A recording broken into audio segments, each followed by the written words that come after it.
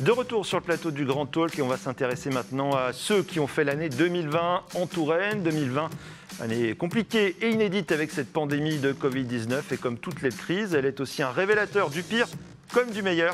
Et c'est au meilleur qu'on va s'intéresser avec mes invités. Ce soir, Jacques Benzakoun, bonsoir. Bonsoir. Directeur départemental adjoint de la Nouvelle République.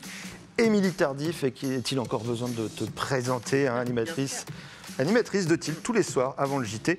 Mathieu Juillat, bonsoir. Bonsoir Florent. Journaliste à 37 degrés. Puis Audrey, tu n'as pas bougé. Toujours là. Tu restes avec nous.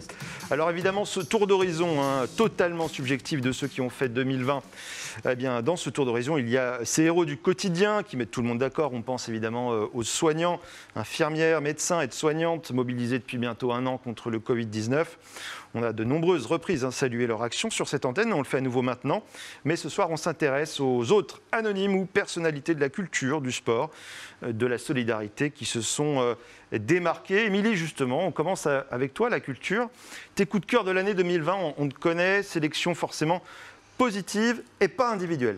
Et oui, c'est ça, parce que moi, quand il m'a demandé c'est qui, toi, les gens qui ont marqué, les personnalités qui ont marqué ton année 2020, ben moi, j'ai pas pensé à une personne. À chaque fois, j'ai pensé à des groupes de personnes, en fait, des gens qui se connaissaient pas et qui, pendant la crise, quand elle nous est tombée sur le nez, se sont regroupés et ont donné de leur temps, de leur argent, de l'huile de coude aussi, pour aider, tout bêtement. Alors, il y a quelques initiatives citoyennes qui m'ont marqué, moi. C'est par exemple les Makers 37, ces geeks anonymes qui, face aux pénuries de matériel pour le secteur hospitalier et les soignants en général, ont mis à disposition leurs imprimantes 3D et leur temps pour fabriquer des masques à oxygène à base de masques de plongée Décathlon. Je ne sais pas si vous vous rappelez de ça. On s'en souvient au tout début, effectivement. C'est ça. Ouais. Et puis bien sûr, vous les voyez à l'écran, les couturières masquées, ces femmes en majorité, mais pas que, il y avait aussi pas mal d'hommes qui ont fondé autour de Mélanie un réseau de bénévoles, des bénévoles qui ont mis des kilomètres de tissus à fabriquer des masques, donc validés par la FNOR.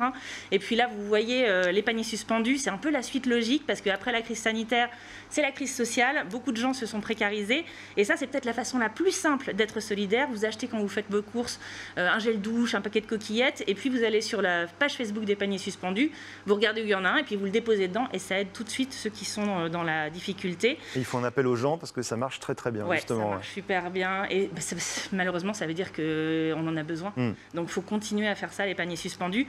Deuxième volet, moi, de mes personnalités qui ont marqué 2020, la culture évidemment, avec en porte-drapeau Coco, le célèbre tourneur de spectacle tourangeau, producteur des Baudins, de Maître Gims aussi, qui a envoyé au ministère de la Culture une formidable lettre, une lettre pleine d'intelligence et de poésie pour dire tout le désemparement du secteur culturel, qui est le spectacle qui est totalement à l'arrêt. Elle est à relire cette lettre sur cheyenneprod.com. Omar aussi, qu'on connaît aussi sous le nom de DJ Khalouf, puisqu'il organisait chaque vendredi du confinement un quiz musical déjanté qui faisait du bien, mais un bien fou, sur la page Facebook de la charcuterie musicale que vous connaissez peut-être, et si vous ne connaissez pas, allez-y parce que vous allez vous marrer. À la foire, on les voit des fois, non? Oui, à la foire, sur les marchés, terre du son, partout. Des karaokés dans les bars, etc. Des karaokés, des grands blind tests, ça fait vraiment du bien, et ça pendant le confinement, en visio, ça marchait super bien.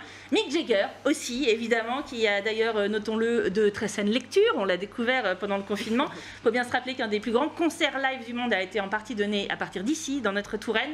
One World Together at Home, ça s'appelait. Stevie Wonder, Jennifer Lopez, Céline Dion et donc Mick Jagger dans son château. Et le directeur départemental adjoint de la Nouvelle République, Mick Jagger, meilleur public avec l'ANR dans les mains, il en pense quoi? C'était pas une édition très récente, il faut être honnête. Oui. D'accord. Mais le titre était là quand même. Bon. On le remercie.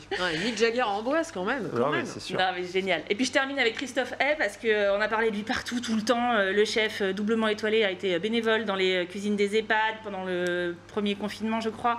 Le deuxième dans les cuisines scolaires, chef de l'année pour le Goemio. Début de l'année 2021, chevalier de l'Ordre national du mérite. Moi, j'ai l'impression d'avoir interviewé un bonhomme cette année, c'est lui. Ouais, effectivement, c'est un peu le chef cuistot de l'année en fait.